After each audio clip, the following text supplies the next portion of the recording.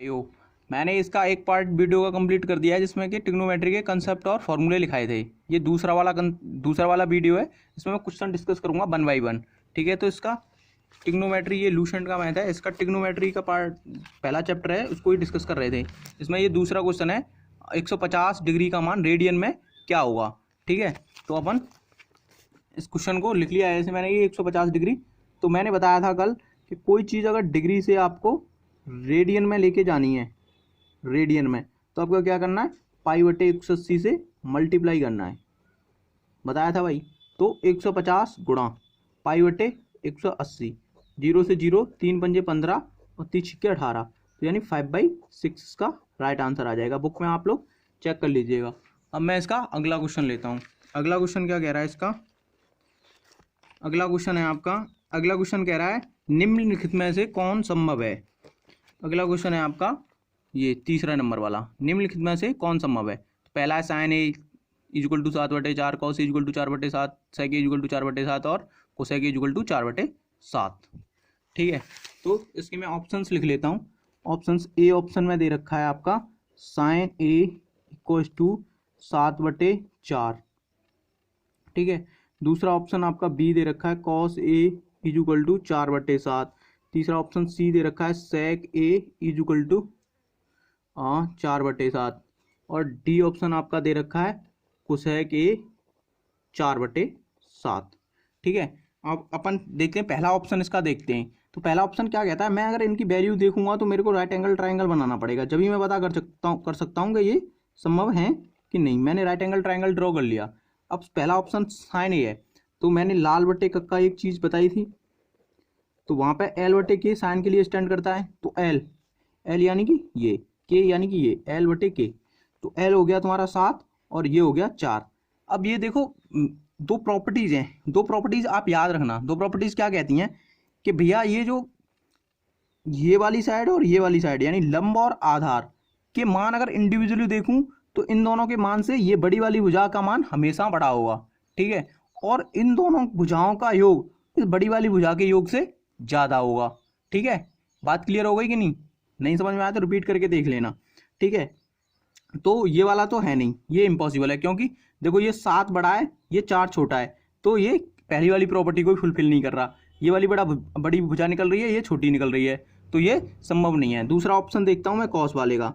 Cos वाला कहता है भैया आधार बटे कर्ण, आधार हो गया 4 और कर्ण हो गया 7, तो ये वाला आपका फिट बैठ रहा है। कैसे फिट बैठ रहा है कि ये वाली देखो भुजा छोटी है, ये वाली भुजा बड़ी है, इसको और निकाल के देख लेते हैं। इसको मैं निकालूंगा तो आप मेरे को पाइथागोरस थ्योरम सबको पता होगी, k² = a² प्लस l²। तो k की वैल्यू 7 का होल स्क्वायर, a की वैल्यू 4 का होल स्क्वायर प्लस l² मेरे को चाहिए, तो 49 = 16 प्लस l²। तो आपका ये 49 - 16 = l रूट में, तो ये l = आ जाएगा 33 रूट में। तो 33 का निकालूंगा तो 5 पॉइंट समथिंग आएगा। तो देखो ये वाली जो इंडिविजुअल भुजा है इस बड़ी वाली भुजा से छोटी है, और इन दोनों भुजाओं को जोड़ूंगा तो 5 और 4 9 पॉइंट समथिंग हो जाएगा, तो इससे बड़ी है। तो ये वाली कंडीशन फुलफिल हो रही है, तो आपका आंसर आप बी के साथ चले जाओगे, आंसर बी के साथ। ठीक है, अब अपन अगला क्वेश्चन देखते हैं। इसका अगला क्वेश्चन क्या कह रहा है, अगला क्वेश्चन कह रहा है कि साइन थीटा एवं कॉस थीटा का अधिकतम मान होता है। तो देखो साइन थीटा और कॉस थीटा का अधिकतम मान, आपको साइन थीटा का जो अगर टेबल देखोगे आप, तो साइन थीटा का साइन 90 पे जाके अधिकतम हो जाता है 1। ठीक है, और कॉस 0 पे अधिकतम हो जाता है 1। तो साइन थीटा और कॉस थीटा का जो मैक्सिमम मान होगा वो 1 होगा। देखो इसमें अगला क्वेश्चन पूछा है आपका 5वें नंबर का, सेक थीटा एवं कुसेक थीटा का न्यूनतम धनात्मक मान होता है। तो न्यूनतम धनात्मक मान होता है, आप टेबल में जाके देख सकते हो 1/2 होता है इसका आंसर, सीधा सीधा, इसमें कुछ ज्यादा समझाने वाली बात नहीं है। सेक थीटा एवं कुसेक थीटा का अधिकतम ऋणात्मक मान, तो आप टेबल जब एक बार देखोगे तो उसमें आपको पता चल जाएगा, इसका मान होता है -1। अगर नेगेटिव मान देखेंगे इसका सबसे बड़ा, तो वो होता है -1। अगला क्वेश्चन 7वां क्वेश्चन है आपका, यदि sin A + cos A = x तथा sin A - cos A = y हो तो निम्न में से कौन सा सत्य है। तो ये भी चेक करना पड़ेगा। ठीक है, मैं क्वेश्चन एक बार लिख लेता हूं। क्वेश्चन आपका कह रहा है, क्वेश्चन आपका कह रहा है sin A + cos A, sin A + cos A = x, और दूसरा इसका पार्ट कह रहा है कि भैया sine A minus cos A बराबर बाई, sine A minus cos A बराबर बाई है। तो उसमें कुछ टर्म्स दे रखे हैं कि उनमें से कौन सही होगा, ठीक है। जैसे कि पहला ऑप्शन आपका दे रखा है इसमें X square minus Y square equals to 2। दूसरा ऑप्शन आपका दे रखा है X plus Y equal to 0। और तीसरा ऑप्शन आपका दे रखा है X square plus Y square equals to X Y, ये तीसरा ऑप्शन हो गया। और चौथा ऑप्शन आपका दे रखा है इसने X square plus Y square equal to 2। तो आप बताइए, आंसर करिए कौन सा इसका आंसर होगा। तो ऐसा क्वेश्चन जब भी दिख जाए तो ये समीकरण मान लो आपका 1 है, ये समीकरण आपका 2 है, तो मैं क्या करूंगा, समीकरण 1 व 2 का वर्ग करके जोड़ दूंगा। समीकरण 1 व समीकरण 2 का वर्ग करके जोड़ने पर, वर्ग करके जोड़ने पर जब आप समीकरण 1 और 2 का वर्ग करके जोड़ दोगे तो समीकरण पहला क्या है, sign A plus cos A, ठीक है। इसका एक बात और याद रखनी है, लेफ्ट हैंड साइड की तरफ जुड़ेंगे और राइट हैंड साइड की तरफ, whole square plus sine A minus cos A का whole square equals to X square plus Y square, ठीक है। बात सही है। यहाँ पे आप देखोगे तो साइन ए और कॉस ए खोल दो, ये ए प्लस बी का होल स्क्वायर बन रहा है, ये ए माइनस बी का होल स्क्वायर बन रहा है। तो आप सिंपली इनको ओपन कर दोगे, A square sine square A plus cos square A plus 2 sine A cos A, ऐसे ही सिंपली आप इसको ओपन कर दोगे, sine square A plus cos square A और माइनस के 2 sine A cos A equals to X square plus Y square. तो देखो 2 sine A cos A cut जाएंगे, ये साइन स्क्वायर ए और ये sine square A, 2 sine square A plus ये cos square A और ये cos square A, 2 cos square A equals to X square plus Y square, ठीक है। यहां से 2 कॉमन दोनों में से, तो sine square A plus cos square A equals to X square plus Y square. तो आपका ये तो कितना हो जाएगा भाई, याद करो पहली वाली सर्वसम का क्या कहती है, sine square A plus cos square A equals to 1। तो यहाँ से इसका मान तो हो जाएगा 2 into 1 equal to X square plus Y square. तो यानी आपका आंसर हो जाएगा X square plus Y square equal to 1। कौन सा नंबर, 4th नंबर आपका आंसर हो जाएगा, ठीक है। आगे क्वेश्चन ले लेते हैं। अगला क्वेश्चन है आपका, अगला क्वेश्चन 8वें नंबर का क्वेश्चन आपका रहेगा। 8वें नंबर का क्वेश्चन क्या कह रहा है आपका, 8वें नंबर का क्वेश्चन कह रहा है tan ए, ये आपको दिख रहा होगा इसमें, tan 1 degree, tan 2 degree, tan 3 degree, tan 4 degree और dot dot up to tan 89 degree तक ये जाने वाला है। तो इस क्वेश्चन को करते हैं हम कि ये क्वेश्चन कैसे किया जाता है।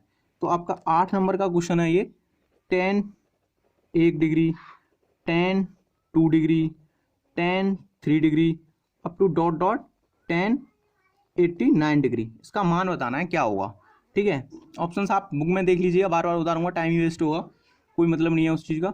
और तो इसको देखते हैं कैसे करते हैं, ठीक है। तो आप मेरे को एक बात बताइए कि अगर मैं इस tan 1 को अगर चेंज करूंगा तो ये क्या हो जाएगा, tan 90 माइनस 89 नहीं लिख सकता क्या, मैं इसको लिख सकता हूँ कि नहीं, हाँ और ना। इस tan 2 को मैं लिख सकता हूँ क्या, tan 90 माइनस 88 लिख सकता हूँ। ऐसे ही अप टू डॉट डॉट सारों को लिखूंगा और इसमें एक बीच में पड़ जाएगा tan 45 और up to dot dot tan 89। यहाँ पे कोई tan 88 भी होगा कि नहीं होगा, होगा भाई। तो ये क्या हो जाएगा, cot 89 हो जाएगा कि नहीं, cot 89, और ये कितना हो जाएगा, cot 88। ऐसे अप टू सो ऑन, यहाँ tan 45 बची जाएगा और यहाँ पे ये tan 88 और tan 89 ये है ही। तो इसको देखो, मैं ये नहीं लिख सकता 1/10 89, इसको ये नहीं लिख सकता 1/10 88 up to dot dot tan 45 और tan 88 tan 89। देखना ये tan 88 से tan 88, tan 89 से tan 89 कट जाएंगे आपस में, ऐसे ही सारे कट जाएंगे, सारे टर्म कट जाएंगे, आप देख लोगे। तो एक टर्म बच जाएगा आपका ये, तो ये सारे 1 हो जाएंगे और इसका मान होता है ऑलरेडी 1, तो इसका आंसर कितना आ जाएगा आपका 1 आ जाएगा। ठीक है, ओके। कोई चीज़ समझ में ना आए तो कमेंट बॉक्स में आप कमेंट कर सकते हो। ठीक है, ऐसे ही चलेगा, एकदम बेसिक क्वेश्चन वाइज पूरा का पूरा। एक वीडियो इसकी हो चुकी है, वो तुम प्लेलिस्ट में देख लोगे। ठीक है, बाकी अगर हो सके तो, वैसे मैं कहता नहीं हूँ, ये शेयर कर दो भैया, सब्सक्राइब कर लो। अभी अपने पास इतने इंस्ट्रूमेंट नहीं है, बस ऐसे ही चल रहा है, और आगे से अपन कोशिश करेंगे बोर्ड पे आने की। ठीक है, ये टाइम के ऊपर डिपेंड करता है क्या होगा। ठीक है, आप लोग ये दोनों चीज़ तो कर ही लो, कम से कम लाइक वाइक भी कर देना यार, ये क्या होता है। ठीक है, देखो आपका अगला क्वेश्चन है 9वें नंबर का, cos theta plus sec theta is equal to 2 हो तो कॉस की power N theta plus sec की पावर एन थीटा क्या होगी। वैसे देखो आंसर तो आप सभी को मैं बता दूं 2 ही आएगा, चाहे पावर 100 लगा दो, 200 लगा दो, कितनी भी लगा दो, कोई दिक्कत वाली बात नहीं है। ठीक है, आपको दे रखा है इसमें कि cos theta plus sec theta is equal to, अगर 2 हो तो कॉस की power N theta plus sec की power N theta is equal to क्या होगा। ठीक है, अभी मैंने बताया कि कितनी भी पावर लगा दो आप, एन पावर लगा दें कोई दिक्कत नहीं, आंसर 2 ही आने वाला है। पर लेकिन ऐसा होता क्यों है, तो देखो मैं इसकी पावर 2 करके देखता हूँ, 2 पावर करके देखता हूँ। अब मैंने क्या करा, इसका cos theta plus sec theta का होल स्क्वायर कर दिया, मतलब स्क्वायरिंग बोथ साइड। ठीक है, मैंने कर दिया, तो इधर भी स्क्वायर कर दिया। अब देखो ये हो जाएगा cos square theta plus sec square theta. ठीक है, मैं वैल्यू निकाल के देख रहा हूँ कि sec square theta cos square theta plus sec square theta की वैल्यू क्या होगी, यानी कि 2 पावर, फिर 4 पावर ऐसे ही करके देखूंगा, और plus 2 cos theta sec theta हो जाएगा भाई, और यहाँ हो जाएगा 4। तो ये आप इसकी तो आपको वैल्यू चाहिए, कॉस स्क्वायर थीटा यानी कॉस की एन पावर और सेक की एन पावर की। तो ठीक है, ये हो जाएगा आपका 2 इंटू कॉस थीटा, और ये हो जाता है 1 अपॉन कॉस थीटा। आप सभी जानते हो कि sec theta equal to 1 upon cos theta.